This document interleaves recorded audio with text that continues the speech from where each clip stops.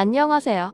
세상에 맞은 놈은 다리 뻗고 못 자도 때린 놈은 다리 뻗고 잔다는 말은 한두 번은 들어보신 적이 있으실 거라 생각합니다. 사실 저는 고등학교 시절 학교 폭력을 당한 적이 있어요. 그것도 별로 친하지도 않았던 다른 친구 때문이었고 쓸데없는 동정이 화를 불러왔다고 생각을 해야 할지도 모르겠습니다. 저에게는 중학교 시절 그다지 친하진 않았지만 종종 대화를 나누던 친구가 있었는데 고등학교를 가면서 학교가 나뉘게 되었어요. 그때가 고등학교 1학년 때라 중학교 친구들과도 연락을 하고 있을 때였고 다른 친구를 통해 한 친구가 부모님이 이혼을 하시면서 요즘 힘들어한다는 이야기를 듣게 되었고 마침 같은 동네에 살고 있었기 때문에 시간이 될 때면 같이 저녁도 먹으면서 살갑게 지냈던 기억이 납니다. 그렇게 몇 달이라는 시간이 흘렀고 저는 인문계에 다니고 있어서 야자 수업을 하게 되면서 그 친구와도 자연히 멀어지게 되었는데 하루는 그 친구에게서 연락이 와서는 본인이 너무 힘이 들어서 그러니까 잠시 만나서 자기 이야기를 들어달라고 했습니다. 제가 무슨 일이 있냐고 물어도 그것 만나서 이야기를 해주겠다고 하는 바람에 저는 결국 밤 11시가 넘은 시간에 아무도 없는 놀이터에 가게 되었어요. 놀이터에 앉아있는 그 친구가 보였고 제가 그 친구를 향해 손을 흔들며 걸어가자 그 친구는 갑자기 몸을 돌려서는 반대편 방향으로 미친 듯이 뛰어가기 시작했습니다. 그 친구가 제 뒤에 온 사람들을 본 순간 저는 얼어붙고 말았어요. 누구세요? 내가 쟤 괴롭혔다면서? 네? 그게 무슨... 저 아니에요. 그런 건 다 상관없고. 그 말을 끝으로 저는 2명의 남자들에게 폭행을 당했고 근처 공터로 끌려가서 좋지 않은 일까지 당하게 되었습니다. 얼굴에는 피멍이 들었고 다리가 후들거려 제대로 걸을 수도 없었는데 그 사람들은 그렇게 홀연히 사라졌고 그나마 기억하는 건 그 사람들의 교복과 한 명의 이름이었습니다. 저는 밖에서 세수를 하고 집으로 돌아갔고 다음날 아버지에게 바로 걸릴 수밖에 없었습니다. 다음날이 되니 얼굴은 이미 피멍이 가득했고 안경이나 마스크로 가릴 수 있는 수준이 아니었기 때문이에요. 화가 머리끝까지 난 부모님은 저에게 어디서 이렇게 된 거냐고 물었고 저는 그날 2 가해자를 찾았습니다. 저를 불러낸 그 여자는 직접적으로 폭행을 한 게 아니라 쏙 빠져나갔더라고요. 결국 저는 전치 8주 진단을 받았고 아버지는 그가해 학생들의 부모와 합의를 했습니다. 보니까 한 명은 한부모 가정이고 한 명은 할머니와 사는 사람이더라고요. 참 어떻게 이렇게 되는 건지. 제가 퇴원을 하고 나서도 아버지는 연거푸 술만 들이켜졌고 저는 정신과 치료를 받아야 할 정도로 상태가 좋지 않아서 고등학교를 자퇴하게 되었습니다.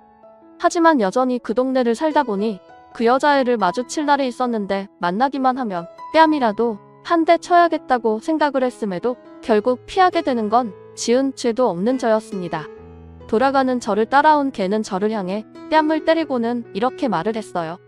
니까짓게 어디 재수없게 누굴 동정해? 뭐? 그때 나 왜 불러낸 거야?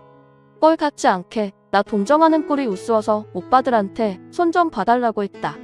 우리 부모님 이혼했어도 너보다 훨씬 잘 사니까 주제 파악 잘하고 다녀? 저는 그 말을 마지막으로 부모님께 울고 부탁을 하여 이사를 갔습니다.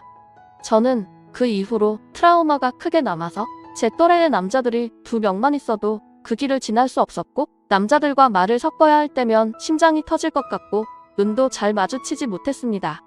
정신과 치료는 1년 정도 받았고 이후로는 여자친구들과 어울리면서 그 친구의 남자인 친구를 함께 만나보는 식으로 스스로 극복을 하려 엄청 애를 썼습니다. 혹시라도 예전에 그 사람들이 나를 알아볼까 부모님께 설득해서 성형수술도 했고요. 미용을 위한 자연스러운 성형이 아니었다 보니 조금은 과한 성형이기는 했습니다. 고등학교도 졸업하지 않은 제가 할 수 있는 일은 많지 않았고 가능한 사람들을 피해서 하는 일을 찾다가 하게 된 일이 애견 미용일이었습니다. 자격증을 준비하고 실기시험을 합격하고 동물병원과 여러 샵에서 근무를 하며 경력을 키웠고 덕분에 20살 초반에 제 가게를 오픈할 수 있게 되었습니다. 일의 특성상 사람과는 그저 인사만 하고 지나가는 게 전부고 저는 제 일만 하면 되다 보니 사람과 부딪히는 부분이 작다는 게 저에게 가장 잘 맞았습니다. 그렇게 제 가게를 오픈하고 2년 정도 지났을 무렵 퇴근길에 산책을 하고 있었는데 웬 낯익은 푸들 한 마리가 제 품에 안겼습니다. 행복이? 행복이 여긴 어쩐 일이야? 어유 행복이가 갑자기 뛰는 바람에 줄을 놓쳐버렸네요. 아 견주님 안녕하세요. 행복이 발톱이 제법 길었네요. 다음에 미용 오시면 발톱도 깎여둘게요. 감사합니다. 사장님은 이제 퇴근하시는 길이신가 봐요? 네, 오늘은 늦게 대형견 미용이 예약되어 있어서 좀 늦게 끝났어요. 가는 방향이 같아서 가는 길에 행복이라는 푸들의 견주님과 짧은 대화를 나누었습니다. 그 강아지는 제가 오픈을 하고 거의 2년 동안 꾸준히 미용을 하던 아이랑 견주님도 강아지도 친했거든요. 그런데 그 이후 그 견주님에게 연락이 자주 왔고 이상하게도 퇴근길에 자주 마주쳐서 퇴근을 했는데 알고 보니 저한테 마음이 있어서 그랬던 것이었습니다. 강아지를 좋아하는 사람치고 나쁜 사람은 없다고 생각을 해서 그런지 저는 조금은 편하게 마음을 열 수 있었고 결국 연인관계로 발전을 하였습니다.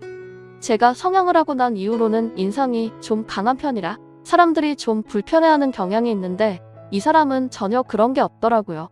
그렇게 3년 정도 연애를 하고 나서 저희는 결혼을 약속하게 되었고 양가 집에 인사를 가게 되었습니다.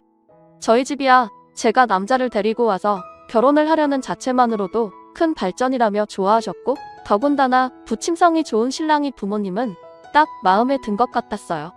문제는 그 이후 시댁에 인사를 가면서부터였는데 신랑에게 여동생이 한 명 있고 어머니와 함께 살고 있다는 사실은 들은 적이 있었습니다. 시댁에 가니 시어머니와 저와 나이가 같은 시누이가 식사 준비를 하고 있었고 뒤를 돌아 인사를 하는 순간 저는 그 자리에서 얼어붙을 수밖에 없었어요. 그 자리에는 제가 다음 생이라도 보고 싶지 않았던 다른 사람들까지 시켜서 저를 때리라고 한 장본인이 거기에 있었으니까요. 민지씨라고 했죠? 이쪽으로 앉아요? 차린 게 없어서 입에 맞을지 모르겠네요. 아, 아닙니다. 반찬이 너무 많아서 뭐부터 먹어야 할지 모르겠어요. 상견례는 언제쯤으로 생각해요? 아직 이야기는 안 해봤는데 양가 부모님들 편하신 시간대로 준비하려고요. 아, 그리고 얘는 서린이라고 민지씨랑 동갑이니까 편하게 지내요. 이름까지 역시나 틀림없는 그 여자였고 저는 애써 웃으며 체할 것 같은 식사 자리를 마쳤어요. 제가 성형을 해서 그런 건지 저를 알아보지 못하는 눈치였고 제가 이름이 워낙 크다 보니 대수롭지 않게 생각하는 것 같아서 차라리 다행이라는 생각까지 들었습니다. 저에게 처음으로 제대로 된 연애를 알려주고 결혼까지 하고 싶은 사람을 만났는데 이런 악연 때문에 망치고 싶지 않았거든요. 신랑도 동생과 굳이 살가운 남매 사이는 아니라고 했기 때문에 그 이후 상견례를 하는 날과 결혼식 날 이외에는 크게 마주칠 일이 없었어요. 정말 다행히도 시누이는 자취를 하고 있어서 저희와는 마주칠 일도 없었거든요. 이후 2년 동안은 살얼음판을 걷는 것 같았지만 그래도 제법 대처를 잘하며 지내고 있었어요. 예를 들어 명절이라 식구들이 다 모여서 밥을 먹다가 시누이가 나이가 같으니 학교를 어디를 나왔냐고 물으면 아예 다른 지역에서 학교를 나왔다고 이야기를 했고 고등학교는 처음부터 진학을 하지 않은 채 기술을 배워 창업을 했다고 하는 식으로 연결이 될 만한 것들은 모두 피했거든요. 다행히도 신랑과 연애를 할 때에도 저는 제 이야기를 잘하지 않는 편이었기 때문에 신랑도 옆에서 아 그랬구나 하는 정도였어요. 그런데 며칠 후 시누이에게서 처음으로 먼저 연락이 왔습니다. 여보세요? 야 김민지, 너 옛날에 나한테 맞았던 게 맞지? 대답 없는 거 보니 맞네. 와 성함까지 하고 말투도 사투리를 안 쓰니까 진짜 모르겠더라. 야 대답 좀 해보라고. 왜? 왜? 너 지금 왜라고 했어? 너 아주 감이롭구나. 이제 우리 다 성인이고 그 일은 내가 잘못한 건 없잖아. 그러니까 계속 서로 모른 척하고 지냈으면 해. 그렇지. 내가 잘못한 건 없지. 성형은 다 했지만 사진은 남아있는데 이런 거 인터넷에 돌아다녀도 괜찮겠어? 뭐? 아 몰랐구나. 그러니까 그렇게 쉽게 합의도 해줬겠지. 나한테 정말 왜 그래?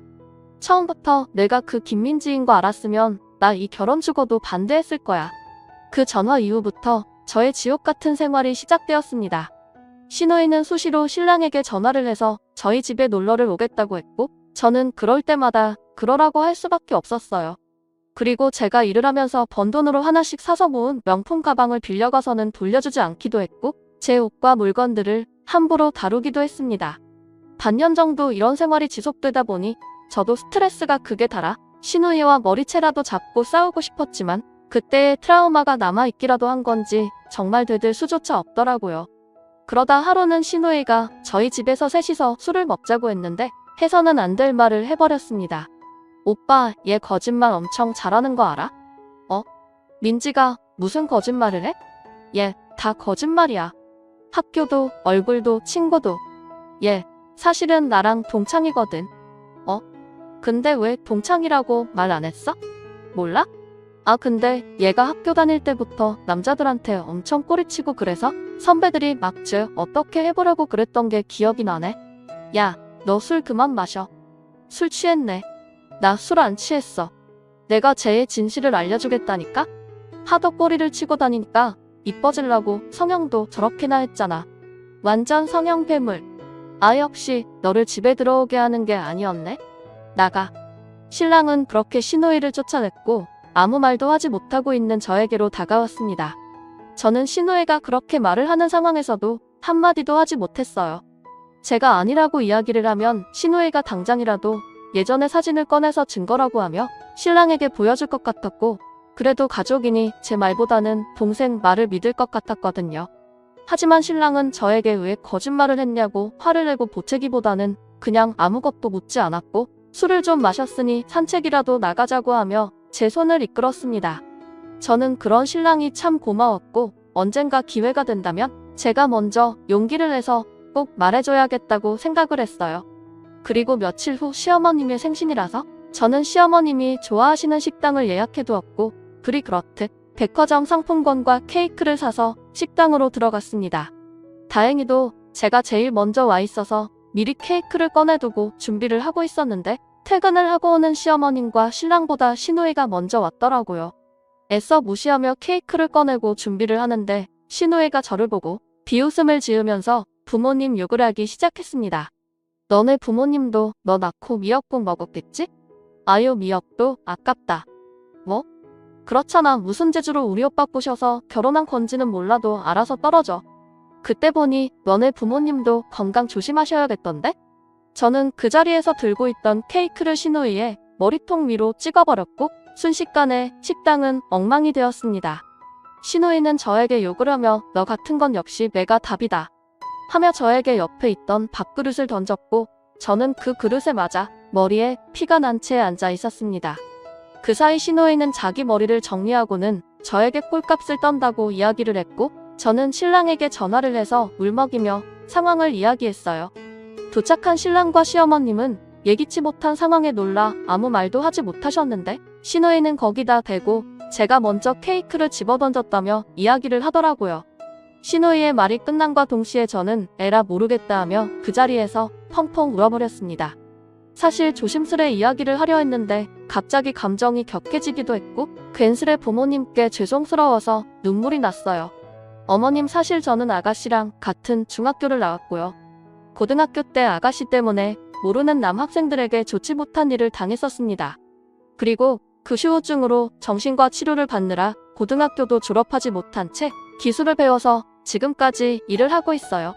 이후 저는 그 충격으로 다른 동네로 이사를 가서 살았고, 혹시라도 누가 알아볼까봐 원하지 않게 성형수술까지 하고 그렇게 꼭꼭 숨어서 살았습니다. 그런데 얼마 전에 아가씨가 제가 성형까지 한 걸 알아채고는 예전에 찍어둔 사진이 있다고 하면서 협박을 했어요. 저는 그 사진이 어떤 사진인지 모르지만 정말 저는 억울하고 힘이 듭니다. 너 지금 무슨 헛소리를 하는 거야? 내가 케이크 사이즈가 너무 작은 거 아니냐고 했더니 화난다고 나한테 케이크 던졌잖아. 그게 아니라 아가씨가 저희 부모님도 전학 후 미역국 먹은 게 딱하다고 말씀하시니 저도 모르게 손이 나간 거죠. 엄마 벗지? 얘가 먼저 한 거 맞다잖아. 그리고 그 순간 신랑은 시누이의 뺨을 퍽소리가 날 정도로 세게 때렸고, 저를 부축해서 밖으로 나왔습니다. 신랑은 시원한 음료를 하나 뽑아와서는 저에게 주었고, 결혼을 하기 전에 저희 아버지께서 제가 학창시절에 그런 아픔이 있었다는 이야기를 해줬었다고 합니다. 그러면서 유난히 남자들을 무서워하고 겁이 많으니 곁에서 잘 보듬어주고, 당연한 말이지만 어떤 경우라도 딸 앞에서 손찌검을 하거나 소리를 지르지 말아달라고 부탁을 하셨대요. 그 이야기를 들었을 때에는 그냥 저에게 그런 아픔이 있구나 하는 정도로 생각을 했었는데, 설마 그 가해자가 본인의 동생일 줄은 꿈에도 몰랐대요. 어려서부터 안 좋은 친구들과 자주 어울리기는 했지만 한 번도 집으로 연락이 오거나 큰 문제를 일으킨 적은 없어서 몰랐다고 하면서요. 저희 시댁에 올 때마다 얼마나 마음이 안 좋았냐고 하며 걱정해주는 신랑 덕분에 그나마 조금은 마음이 위안을 받았어요. 하지만 제 몸은 그동안의 스트레스를 견디지 못했던 건지 저는 임신 사실을 알기도 전에 유산을 하게 되었고 1년 정도 힘든 시간을 보내야 했습니다. 저는 1년이라는 시간 동안 시누이와는 연락도 하지 않고 지냈고 시어머님은 모든 사실을 알고 난 후 자식을 잘못 키워 미안하다고 하며 사과를 하셨어요. 정작 사과를 해야 하는 사람 말고 다른 사람들이 전부 사과를 한 셈이죠. 그렇게 일상으로 돌아와서 평소와 같이 강아지 미용을 하고 데리러 온 견주님께 결제를 하려고 기다리고 있었는데 그분이 어느 분과 통화를 하는 내용이 아주 잘 들리더라고요.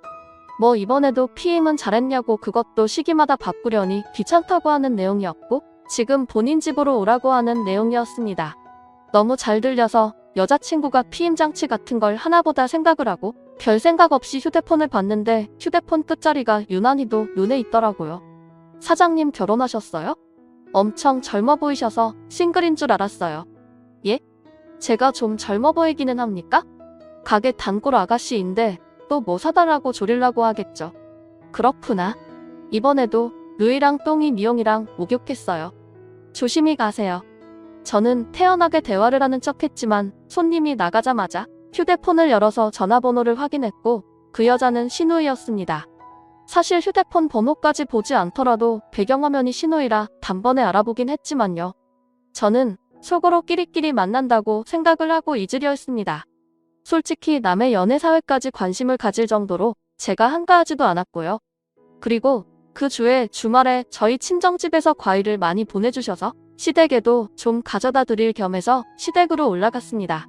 신랑과 함께 있었고 저는 시누이가 당연히 혼자서 자취생활을 하니 시어머님 혼자 있으실 거라 생각했는데 시누이도 함께 있더라고요. 저는 너무 놀라 나가야 하나 망설이다가 그냥 뻔뻔히 안으로 들어갔습니다.